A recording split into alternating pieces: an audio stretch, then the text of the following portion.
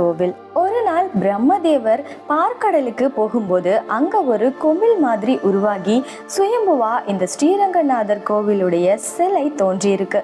இந்த சிலையோட சேர்ந்து ஒரு தங்க விமானமும் அந்த பார்க்கடல்ல தோன்றியிருக்கு. இதை பார்த்த பிரம்மதேவன் அந்த சிலையையும் விமானத்தையும் வச்சு அதுக்கு நித்திய பூஜை செஞ்சு வழிபட்டுட்டு வந்துட்டு இருந்திருக்காரு. அதுக்கப்புறமா இந்த ஒரு சிலையும் விமானமும் சூரிய தேவனுடைய கைக்கு போகுது. சூரிய தேவனும் இந்த ஒரு சிலைக்கு நித்திய பூஜை செஞ்சு வழிபட்டுட்டு வந்திருக்காரு. அதுக்கப்புறமா சூரிய குலத்துல இருக்கிற எல்லாரும் இந்த ஒரு சிலைய தொடர்ந்து வழிபட்டிருக்காங்க. இப்படி நிறைய பேரோட கைமாறி ஒரு வழியா இந்த ஒரு சிலையும் விமானமும் பூலோகத்துக்கு வந்து சேருது.